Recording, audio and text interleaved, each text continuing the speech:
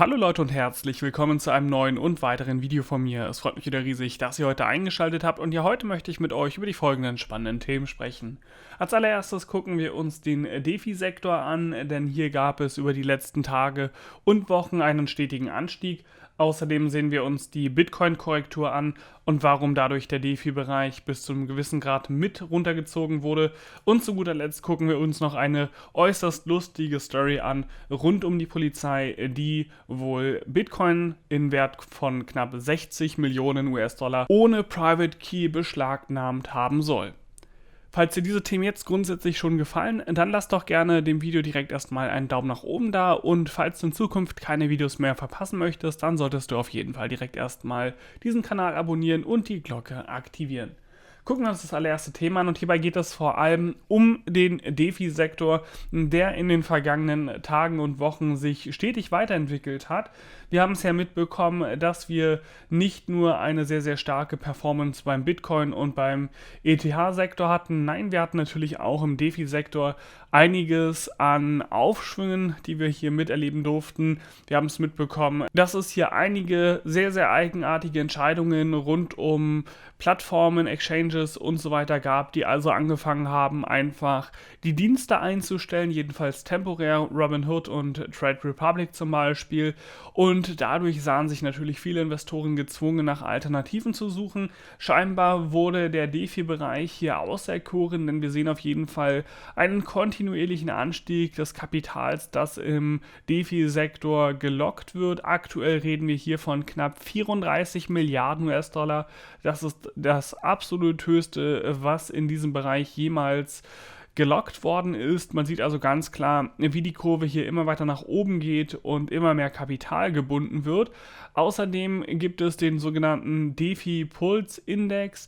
Der ist ebenfalls weiter angestiegen, allein in dieser Woche um knapp 46,16% auf 413 Dollar und in dem Fall spiegelt der DPI die Gesamtentwicklung des DeFi-Sektors wider, was also bedeutet, dass man hier ganz klar sieht, dass sich vor allem die Top 10, das heißt die größten DeFi-Projekte, extrem positiv weiterentwickelt haben. Viele verschiedene DeFi-Token haben neue All-Time-Highs erreicht, ob es zum Beispiel der Universal Market Access ist, der sich um 200% nach oben schrauben konnte, oder eben auch die Lending-Projekte AEF, Compound und Maker, alle konnten hier extreme Zugewinne verzeichnen, allen voran natürlich AEF, nachdem sie AEF V2 angekündigt haben und ein Migrationstool mit herausgebracht haben.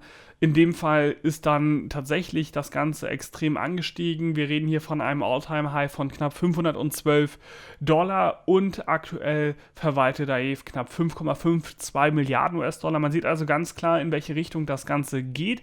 Da stellt sich aber mir natürlich auch die Frage, gibt es denn hier eine Blasenbildung oder ist das ein reelles Wachstum?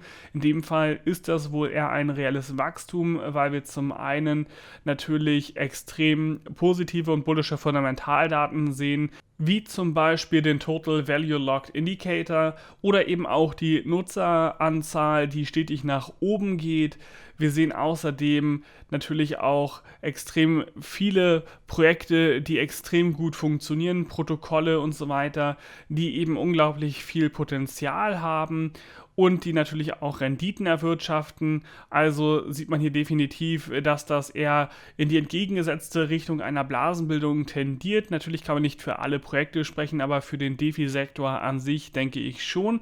Auf der anderen Seite haben wir aber natürlich auch das Problem, dass die meisten normalen kleinen Investoren kaum mithalten können, denn die ETH-Transaktionsgebühren sind eben aufgrund des All-Time-Highs nochmal extrem angestiegen. Ich habe auf Twitter verschiedene Transaktionen gesehen, die über 70 Dollar teuer waren, um lediglich einige Token von A nach B zu verschieben. Das Ganze ist also sehr, sehr anspruchsvoll und vor allem bietet einige Probleme und ich hoffe natürlich, dass durch ETH 2.0 das Ganze dann in Zukunft gelöst wird. Aktuell ist es aber definitiv ein Problem. Außerdem haben wir hier einen Flash-Loan-Angriff gesehen bei Yearn Finance.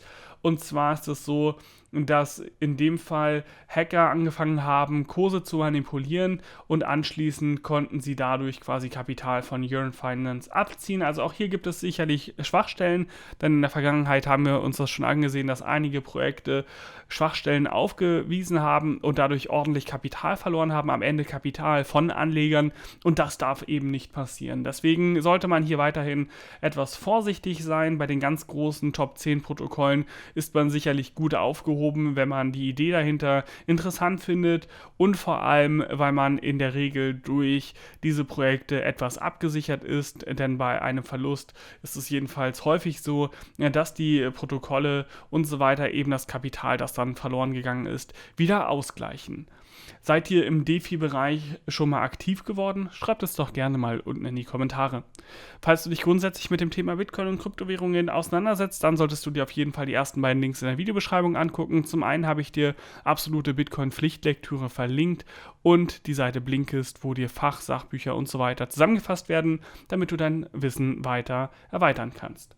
Gucken wir uns das zweite Thema an, und hierbei geht es natürlich auch um die Bitcoin-Korrektur und warum dadurch auch der DeFi-Sektor in gewisser Weise betroffen ist. Der Bitcoin hat gestern knapp $40.000 erreicht, beziehungsweise ist Richtung $40.600 gestiegen. Nun haben wir aber eine Korrektur gesehen. Wir sind wieder bei ungefähr 38.000 US-Dollar, was also bedeutet, dass quasi die 41.000 US-Dollar abgelehnt worden sind. In dem Fall sehen wir außerdem, dass das eben auch den DeFi-Sektor in gewisser Weise getroffen hat. Wir haben hier sicherlich einiges an Kapital, was abgezogen wurde. Das heißt also, es scheint so, als würden einige Investoren ihre DeFi-Token abgestoßen haben, um wieder in den Bitcoin zu investieren, um das Ganze wieder auszugleichen, beziehungsweise diese Korrektur wieder direkt aufzukaufen. Das haben wir bereits in der Vergangenheit auch durch Bullen und beziehungsweise Wale gesehen, die also große Kapitalmengen genommen haben, um einen Dip zum Beispiel direkt wieder aufzukaufen. Macht natürlich absolut Sinn. Vor allem dann, wenn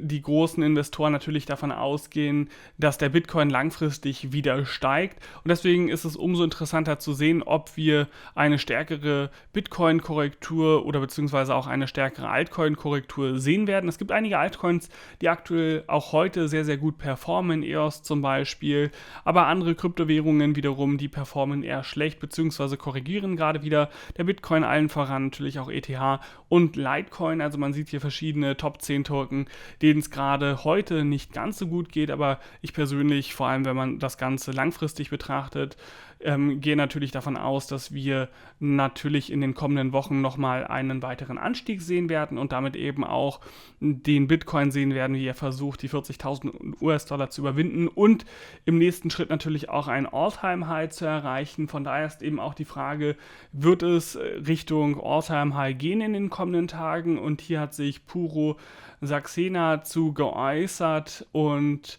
in dem Fall spricht die Person darüber, dass es wichtig wäre, dass wir über dem Januar-High closen. Das heißt also, wenn wir die Werte aus dem Januar hier überbieten, dann ist es sehr wahrscheinlich, dass die Bullen recht haben und es sollte dann zu einem weiteren Aufstieg kommen.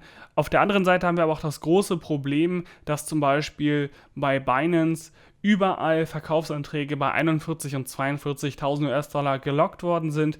Heißt also, in dem Moment, wo wir die 41.000 bzw. 42.000 US-Dollar erreichen würden, würde es zu einem starken Abverkauf kommen. Ich bin sehr gespannt, ob das eben auch nochmal dazu führt, dass der Bitcoin dann wieder entsprechend korrigiert. Jetzt müssen wir dieses Niveau erst einmal erreichen. Mit großer Wahrscheinlichkeit sind hier auch einige Long-Positionen wieder liquidiert worden und deswegen ist es umso spannender, die kommenden Tage und Wochen zu beobachten.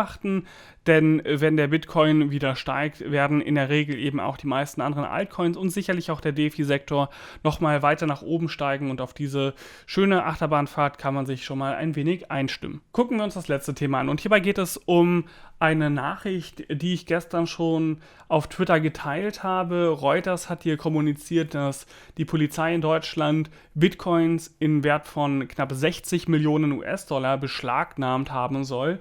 In dem Fall haben sie also 60 Millionen eines Betrügers übernommen, aber sie haben den Private Key nicht. Und damit haben sie aus meiner Sicht nichts von diesen 60 Millionen US-Dollar.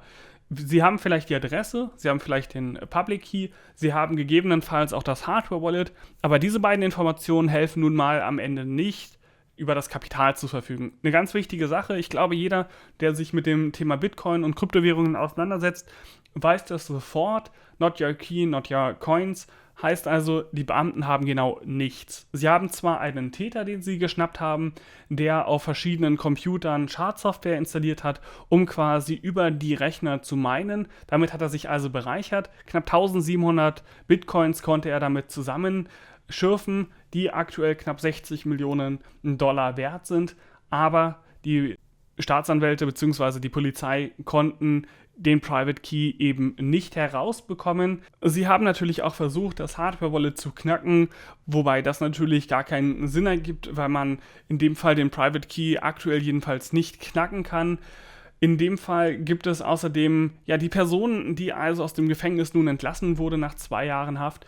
Und wenn er den Private Key noch irgendwo besitzt oder sich daran erinnert, wobei das natürlich auch nicht ganz so einfach ist, aber trotzdem irgendwo ein Versteck hat oder vielleicht ein Bankschließfach oder irgendwas, wo quasi dieser Private Key nun also versteckt ist, hat er den Zugriff auf die 1700 Bitcoins und kann diese relativ einfach verschieben. Klar wird wahrscheinlich die Behörde das Ganze weiterhin betrachten und sich wahrscheinlich auch das Wallet ansehen, aber am Ende haben sie nun mal keine Handhabe darüber und in dem Fall sieht man wieder ganz klar, in welche Richtung das Ganze tendieren kann. Also hier definitiv der Appell, kümmert euch darum, dass der Private Key geschützt ist, dass er eben an redundanten Stellen liegt, wo sie nicht geklaut oder gestohlen werden können, denn letztendlich ist der Private Key der Schlüssel zu euren Beständen, um diese zu verwalten, zu verschicken und so weiter. Und das ist nun mal das A und O.